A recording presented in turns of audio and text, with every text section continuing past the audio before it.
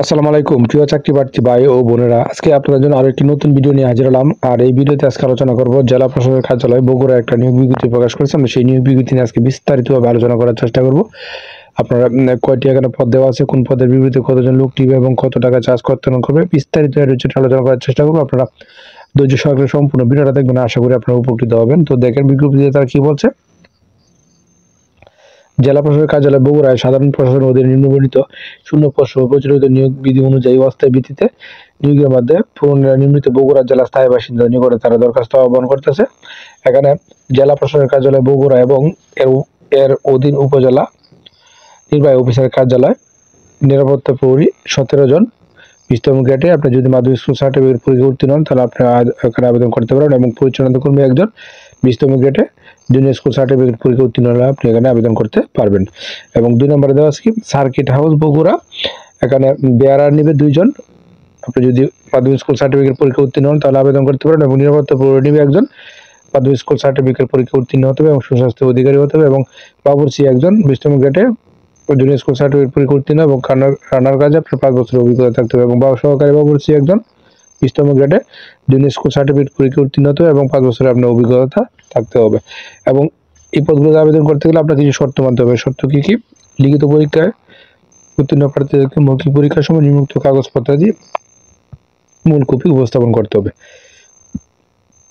কি কি কাগজপত্র দিয়ে? অনলাইনে প্রমাণিত আবেদন কপি, শিক্ষাগত যোগ্যতা প্রমাণস্বরূপ সকল শরৎপত্র বা সাময়িকপত্র, পৌরসভা, মেয়র বা ইউপি কর্তৃক প্রদত্ত নাগরিকত্ব, জাতীয় পরিচয়পত্রের মূল কপি অবশ্যই মৌখিক পরীক্ষার সময় উপস্থাপন করতে হবে। তবে যাদের জাতীয় পরিচয়পত্র এখনো হয়নি তাদেরকে পৌরসভার মেয়র বা ইউনিয়ন পরিষদ চেয়ারম্যান কর্তৃক প্রদত্ত জন্ম নিবন্ধন সনদ মৌখিক পরীক্ষা উপস্থাপন করতে হবে। এবং বীর মুক্তিযোদ্ধা, শহীদ বীর মুক্তিযোদ্ধা, বীরাঙ্গনার সন্তান হিসেবে মুক্তিযোদ্ধা কোটা চাকরির জন্য আবেদনের ক্ষেত্রে মুক্তিযোদ্ধা বিষয়ক মন্ত্রণালয়ে যে পরিপত্র অনুযায়ী আপনাকে মুক্তিযোদ্ধা বিষয়ক ওয়েবসাইটে সম্মিলিত তালিকা ও মুক্তিযোদ্ধা কল্যাণ ট্রাস্টের ওয়েবসাইটে প্রকাশিত তালিকা বাংলাদেশ মুক্তিযোদ্ধা কল্যাণ ট্রাস্ট হতে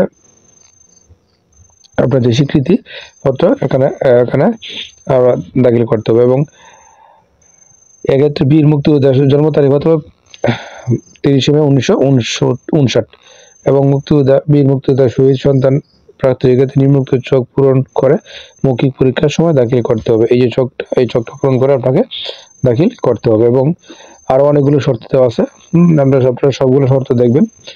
এই দেখেন আরো অনেকগুলো শর্ত আছে, আমরা সবগুলো শর্ত দেখবো, দেখে তারপরে কিন্তু নিজ দায়িত্বে অবশ্যই আবেদনটা করে ফেলবো। এবং প্রার্থীর বয়স হতে হবে আপনার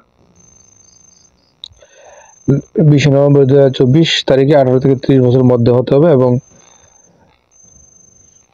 আপনারা এই নিয়োগটা যদি আপনারা আবেদন করতে চান তাহলে এখানে কিন্তু আপনারা এই ওয়েবসাইটে প্রবেশ করবেন। ওয়েবসাইটটা হলো dcbogura.telegram.com.bt, এই ওয়েবসাইটে প্রবেশ করুন। আমরা কিন্তু আবেদনটা করবো, এবং আবেদনের শুরুর তারিখ হলো 20 নভেম্বর 2024 সকাল 10টা, এবং শেষ তারিখ হলো 22 ডিসেম্বর 2024 11:59। এই সময় আপনার আবেদনটা করে ফেলবো। এবং ছবি 300x300 পিক্সেল এবং স্বাক্ষর 380 পিক্সেল হতে হবে। এবং এই পদগুলোতে আবেদন করতে গেলে আপনার কাছে তারা কত টাকা চার্জ করতে হবে দেখেন, এখানে দেওয়া আছে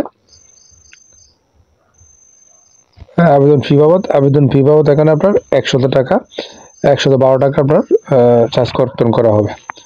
তো আরো অনেকগুলো শর্ত আছে, আপনারা সবগুলো শর্ত ভিডিওটা পজ করে সবগুলো শর্ত দেখবেন, দেখে তারপরে বুঝে শুনে অবশ্যই নিজ দায়িত্বে আবেদনটা করে ফেলবেন। আর প্রতিদিন আপডেট চাকরির খবর পেতে অবশ্যই আমার চ্যানেল এবং পেজটার সঙ্গে থাকবেন। আর আপনারা কিন্তু এই নিউজটা সম্পর্কে ভালোভাবে খোঁজ খবর নেবেন, নিয়ে তারপরে কিন্তু অবশ্যই আবেদনটা করবেন। ধন্যবাদ সবাইকে।